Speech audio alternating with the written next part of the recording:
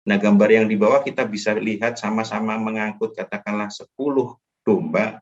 Tentu yang dengan motor roda 3 ini menjadi lebih nyaman para dombanya dibandingkan yang sebelah kanan. Ini sangat tersiksa.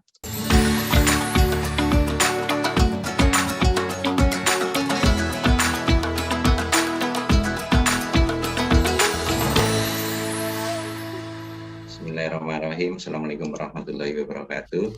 Jadi saya akan mengangkat tema tentang kesejahteraan hewan pada ibadah kurban.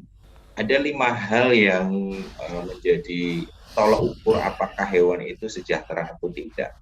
Yang pertama, bebas lapar dan haus. Nah, menjadi kewajiban kita untuk memberikan makanan yang sesuai, memberikan air minum yang kapanpun ada, karena hewan tidak bisa ngomong, sehingga air harus tersedia, sedangkan makanan kita atur sesuai kebutuhan, sesuai dengan kebiasaannya. Dan tidak boleh misalnya memelihara kambing biar cepat gemuk dikasih nasi, itu tidak benar, karena Allah menciptakan lambungnya sapi, ususnya sapi tidak mencerna nasi tetapi rerumputan. Berikutnya, bebas dari rasa sakit, cedera dan penyakit. Nah, ini baik ngobatin dengan bantuan dokter hewan, kemudian dengan sendiri misalnya untuk luka-luka ringan, itu silakan saja. Kemudian bebas dari ketidaknyamanan, penganiayaan, penyalahgunaan. Contohnya tadi si onta diperas tenaganya tapi nggak dikasihkan hak-haknya. Berikutnya bebas dari rasa takut dan tertekan. Sapi, misalnya kita ngomong sapi kurban yang biasanya dipelihara di kampung yang sepi, kemudian tiba-tiba dibawa ke kota pinggir jalan, dijajakan pinggir jalan, banyak truk lewat, bis lewat, klakson dan sebagainya, itu tentu membuat sapinya menjadi stres, takut gitu ya.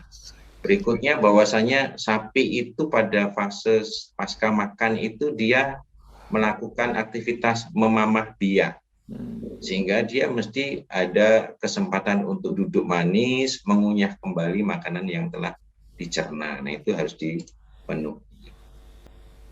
Nah, bagaimana sih kita menerapkan kesejahteraan hewan atau perbuatan ihsan selama proses pelaksanaan Idul Adha?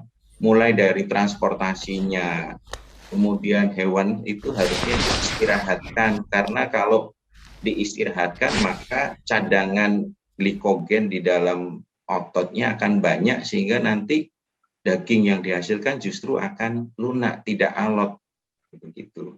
Kemudian puasa makan sebelum disembelih 12 jam ini ada tujuannya. Yang pertama, memberikan kesempatan lambung beristirahat sehingga pada saat disembelih tidak ada isi lambung yang tumpah ke bagian daerah penyembelihan sehingga tidak mengotori daging.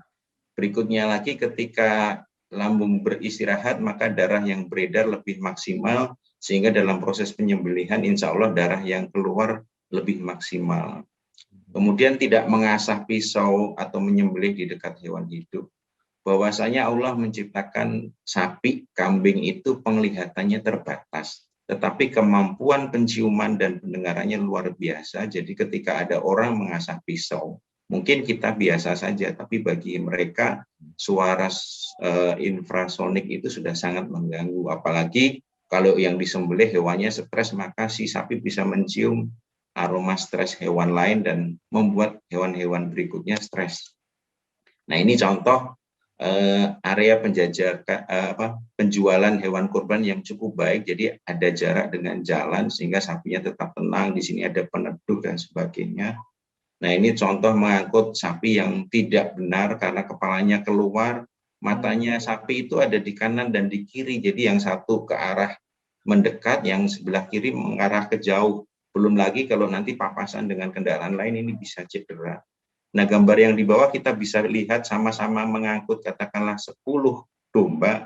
Tentu yang dengan motor roda 3 ini menjadi lebih nyaman para dombanya dibandingkan yang sebelah kanan. Ini sangat tersiksa.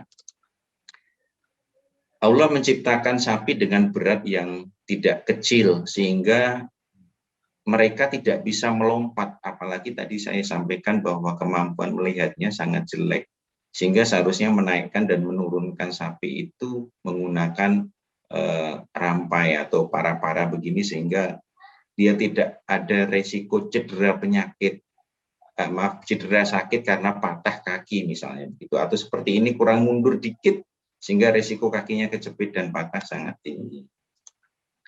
Nah ini yang gambar kiri atas, seharusnya sapi itu bisa begini, bisa beristirahat dengan nyaman begitu. Tapi kenyataannya ketika pelaksanaan hewan kurban mulai dari penjualan di masjid-masjid, talinya diikat sangat pendek sehingga duduk saja tidak bisa, kemudian dibiarkan di bawah terik matahari. Si kambing kehausan ini di salah satu masjid di Bandar Lampung, ya saya kasih minum satu persatu karena talinya cuma 30 cm, nengok aja susah begitu.